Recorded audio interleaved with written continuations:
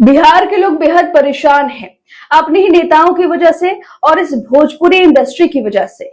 जी हाँ, उन्हें शर्मिंदा होना पड़ता है। खेल मंत्री भरी दोपहर में कश्मीरी कंबल लेकर गरीबों के पास पहुंच गए। कहे कि लीजिए, हम आपके लिए कश्मीर से कंबल लाए हैं। और साहब को ये नहीं पता कि पसीना छूट रहा है अगले इंसान को, वो गरीब है, बेवकूफ नहीं है, समझदार है। आपकी जो ये योजना है कंबल 2.0, आप खेल मंत्री हैं, पसीना है तो क्या कंबल उठा देंगे, आग जला देंगे?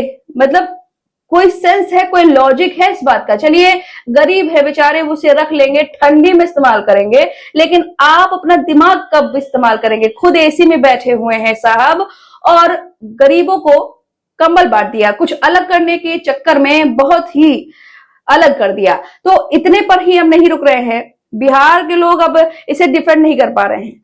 वहीं अब जो है भोजपुरी इंडस्ट्री 2 कदम आगे है। मैगी उतनी तेज नहीं बनती जितना गाना यहाँ पर तेज बन जाता है।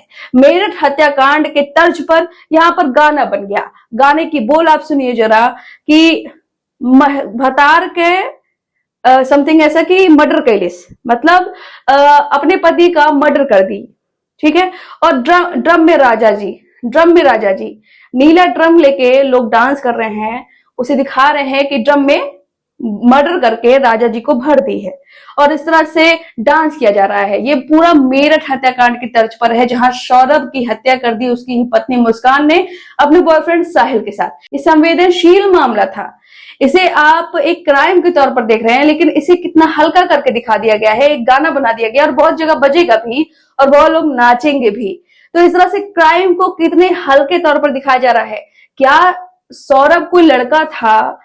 क्या उसे इंसाफ नहीं मिलना चाहिए? क्या वो हकदार नहीं है? उसको मजाक उड़ना चाहिए इस तरह से? वो भी तो बिहारी बेचारे परेशान है। वो एक तो पहली बात तो राज्य में विकास के नाम पर अब कुछ नहीं, अब डिफेंड करते करते अब जरूरत है क्रिटिसाइज की, क्योंकि बिहारी अब अपना ही राज्य छोड़कर जाने को मजबूर है और देश के अन्य राज्यों में है और उन्हें हीन भावना से देखा जाता है।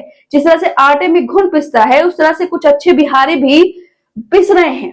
वो परेशान है अपने नेताओं की वजह से और वो अपने ही इंडस्ट्री की वजह से परेशान है। बहुत अच्छे गाने भी हैं, जब छठ पूजा आती है तो बहुत अच्छे लोकप्रिय गीत है, लेकिन कुछ ऐसे वाहियात गाने जो एकदम से समझ से परे हैं। और इस तरह से नेताजी की हरकतें, और ये कोई एक नेता नहीं है, लिस्ट निकालेंगे आप, बिहार के तमाम नेता सामने आएंगे। और किस तरह से शिक्षा व्यवस्था है, इस पर बात होनी चाहिए। अगर आप बिहारी हैं दिल से तो आपको क्या लगता है, क्या ये डिफेंड करने वाली बात है?